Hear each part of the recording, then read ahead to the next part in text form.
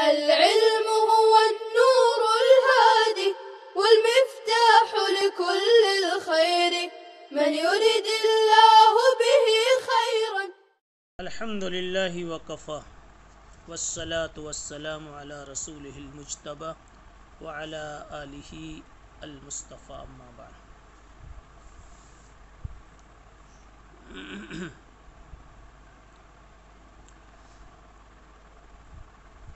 طلبہ عزیز، پچھلا سبق آپ مستحضر کیجئے اور کم از کم یہ اتنا تو ضرور یاد کیجئے کہ کون سا عنوان چل رہا تھا، اور اگر آپ کو استحضار نہیں ہے تو کم از کم اسکرین پر باب دیکھ لیجئے. باب ما جاء ان الاذنین من الراس. پورا سبق اسی باب پر، اسی عنوان پر ہوا تھا. تھوڑا سا کلام اور تھوڑا سا سوال اور جواب باقی رہ گیا تھا، جس کو ہم آج کی مجلس میں پیش کر رہے ہیں. ربط پیدا کر لیجئے اس طرح سے کہ الاذنان من الراس حدیث میں فرمایا گیا. اس کا کیا مطلب ہے؟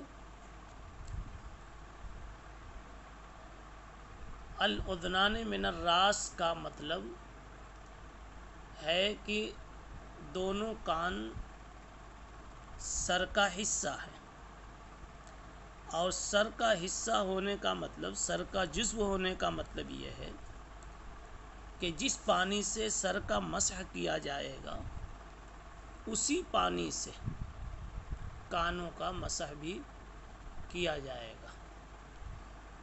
یہ مقصد تھا اس عنوان کا، اور اسی کے مطابق روایت پیش کی امام ترمذی رحمۃ اللہ علیہ نے.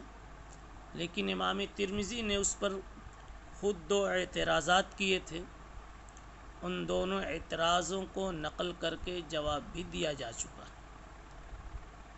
پہلا اعتراض حضرت حماد ابن زید کی بات کو لے کر ہوا تھا کہ انہوں نے کہا کہ قول نبی ہے یا قول ابو امامہ ہے، مشکوک ہے. دوسرا اعتراض یہ کیا تھا کہ لیس اسنادہ بذاک القائم، سند مضبوط نہیں ہے، اس لیے کہ اس میں شہر ابن حوشب ہے. ان دونوں باتوں کا جواب آپ کے سامنے آ چکا. اب اس روایت پر تو نہیں، لیکن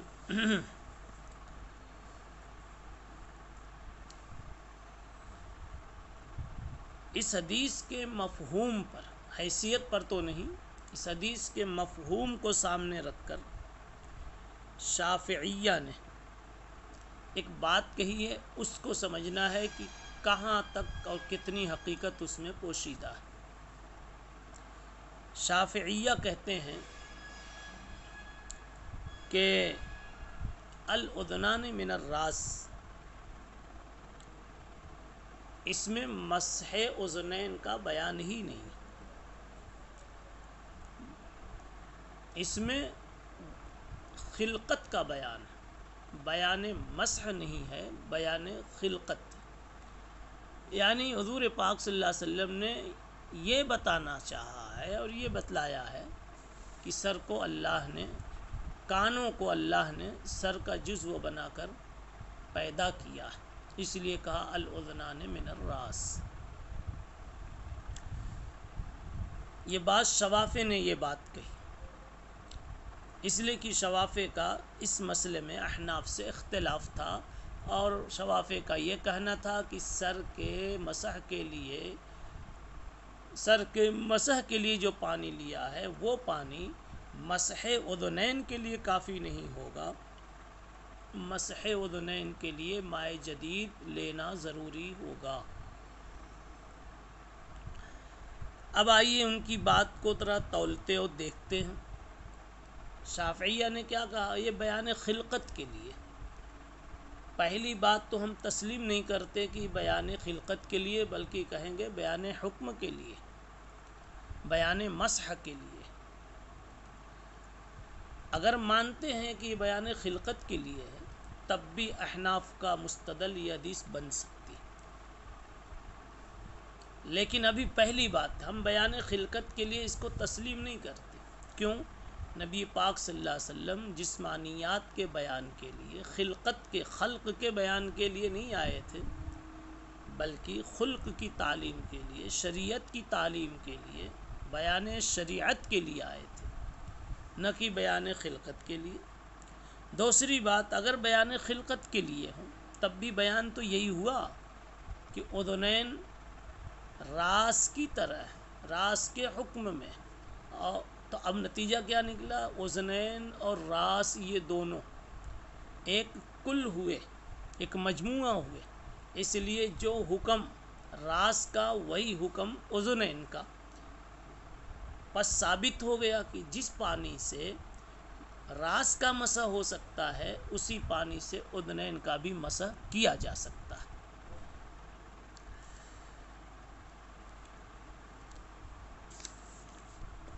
شوافی نے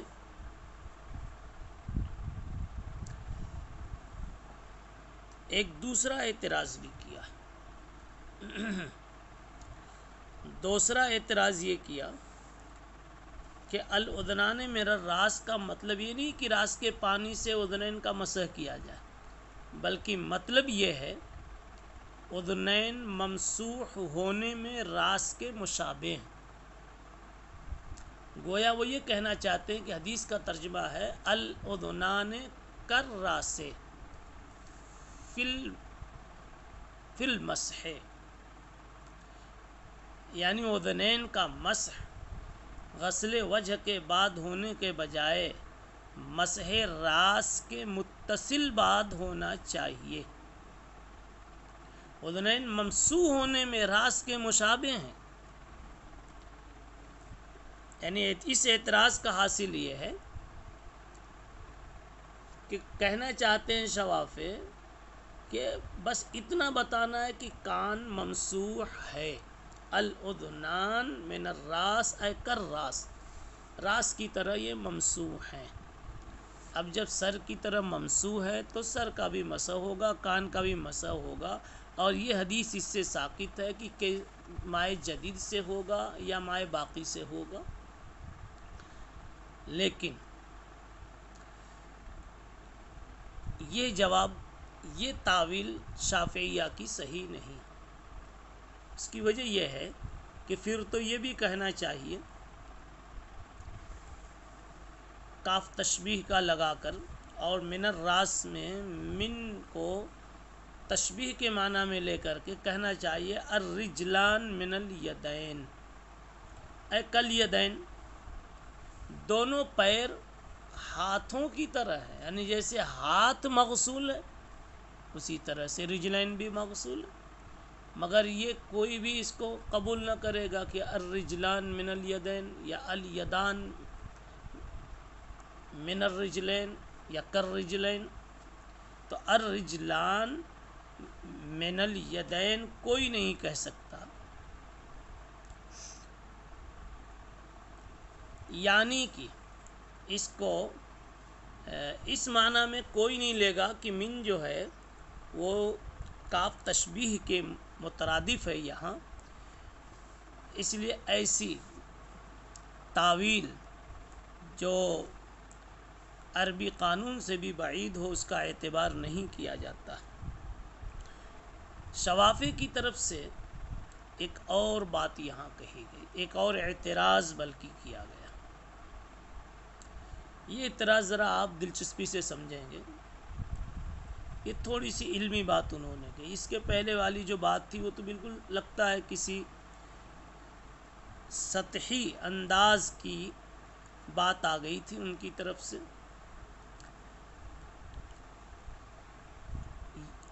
یہ اعتراض جو اب کیا جا رہا ہے حنفیہ پر تھوڑی سی علمی، اور شاید اعتراض کرنے والا یہ سمجھے کہ ہم نے بڑی علمی بات کر دی۔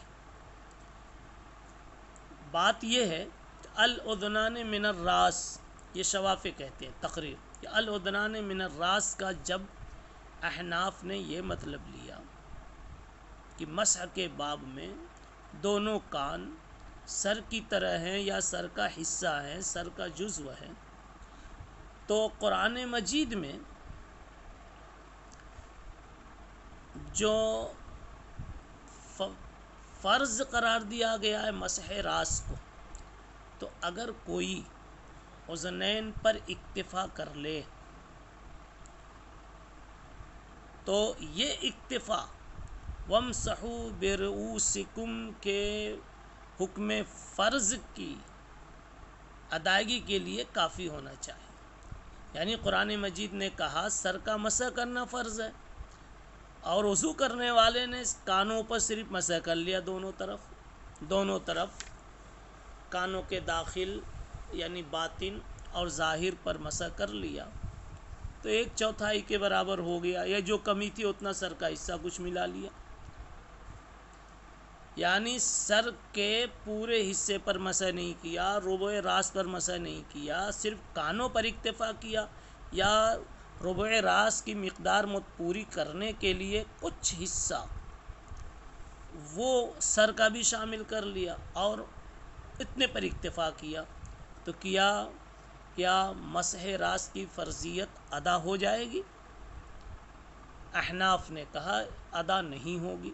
اب شوافع کہتے ہیں کہ جب آپ کے نزدیک دونوں کان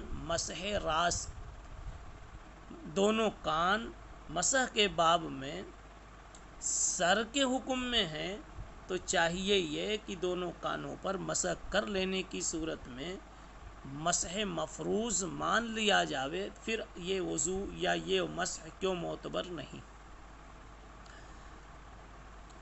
اس کا جواب یہ ہے کہ صاحب پہلی بات تو یہ ہے کہ مسح راس کا حکم اصلاً آیا اور اس کا مسح اصلاً ثابت ہے، اور الاذنان من الراس الحاقاً سر کے ساتھ جڑا ہوا،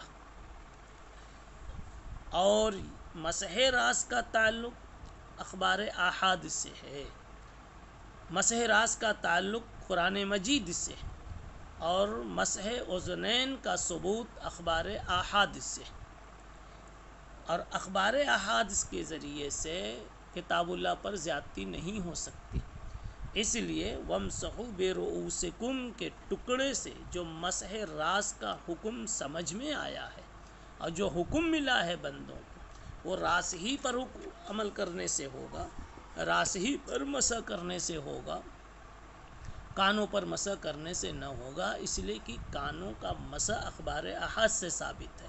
اگر اخبار احاد اس ثابت شدہ مسح اذنین کو قائم مقام مان لیا جاوے مسح راس کے، تو لازم آئے گا اذنین کا اضافہ راس پر، یعنی خبر واحد سے اضافہ کرنا آیات قطعیہ پر، اور یہ درست نہیں ہے۔ اور دوسری بات یہ ہے، دوسرا جواب اس کا یہ ہے کہ ہم اس کا یہ مطلب نہیں بتاتے کہ اذنین راس کا جزو ہے، بلکہ اس کا مطلب ہے کہ اذنین راس کے تابع ہیں۔ جب تابع ہیں تو اسی پانی سے اس کا مسح کیا جا سکتا ہے جو پانی سر کے لیے اور اصل کے لیے لیا گیا تھا۔ بہرحال یہ شوافع کی طرف سے کل 5 باتیں اعتراضاً کہی جاتی ہیں، 5 کو ذکر کر کے ان کا جواب دے دیا گیا۔ اجمالاً ہم آپ کے سامنے 5 کا صرف اعادہ کرتے ہیں، اعتراض کا جواب آپ خود ہی مستحضر کرتے جائیے کہ الاذنان من الراس یہ حنفیہ کا مستدل ہے، دلیل ہے، جس سے یہ ثابت ہوا کہ کانوں کے مسح کے لیے نئے پانی کی ضرورت نہیں ہے، سر کا پانی مائع باقی کافی ہے۔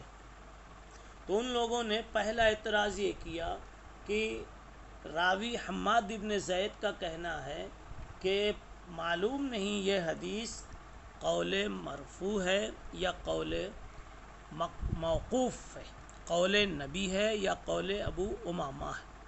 اس کا جواب ہو چکا۔ دوسرا جواب دوسرا اعتراض امام ترمذی نے یہ کیا تھا، اس کی اسناد مضبوط نہیں ہے شہر ابن حوشب کی وجہ سے، اس کا بھی جواب دو تین دیے جا چکے۔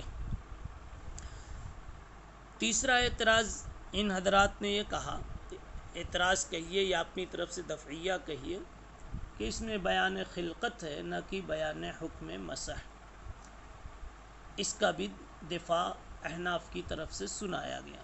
چوتھا اعتراض تھا الودنان من الراس بمعنی ہے کر راس۔ پانچویں بات انہوں نے یہ کہی تھی کہ جب اذنان من الراس، الودنان من الراس، اذنان جو ہے وہ سر کا حصہ ہے، تو اذنان پر مسح کر لینے سے مسح راس کی فرضیت ادا ہو جانی چاہیے، جبکہ احناف کیا نہیں ہوتی، اس کی کیا وجہ؟ اسی کے جواب پر ابھی بات منتہی ہوئی تھی اور ختم ہوئی تھی کہ اصل میں اگر کانوں پہ مسح کو کافی سمجھ لیا جائے اور مسح راس نہ کیا جاوے تو لازم آئے گا کتاب اللہ کے خاص پر زیادتی کرنا خبر واحد سے، اور یہ درست نہیں ہے۔ اب آخری ایک بات آپ کے سامنے پیش کرنی ہے، وہ یہ کہ شوافی نے جو کہا کہ مائع جدید لینا ہے، طبرانی کی روایت انہوں نے دلیل میں پیش کی تھی کہ آپ صلی اللہ علیہ وسلم نے کانوں کے مسح کے لیے نیا پانی لیا تھا، تو اس کا جواب ایک تو یہ ہے کہ اس میں ایک راوی عمر ابن ابان ہے جس کو امام ذہبی رحمۃ اللہ علیہ نے مجہول کہا ہے۔ علامہ ہیثمی رحمۃ اللہ علیہ نے مجموع الزوائد میں ایسا ہی لکھا ہے۔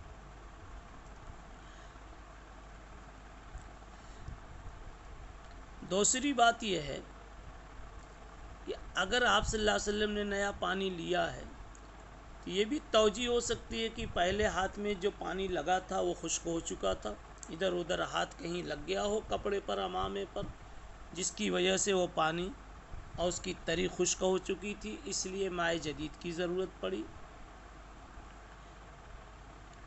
تیسری بات یہ ہے کہ بیان جواز کے لیے کہ اگر کوئی نیا پانی لے لے تو ناجائز نہیں ہے، گو کی مسنون یہ ہے کہ الودنان من الراس، سر کے لیے ہوئے پانی ہی سے، سر کے لیے ہوئے پانی ہی سے وہ کانوں کا بھی مسح کرے۔ یہ امام شافعی رحمۃ اللہ علیہ نے جس روایت طبرانی کی جس روایت سے استدلال کیا تھا، اس استدلال کا یہ جواب ہے۔ طبرانی کی اس روایت میں ابھی بتایا کہ ضعیف راوی عمر ابن ابان ہے جس کو حافظ نے مجہول کہا۔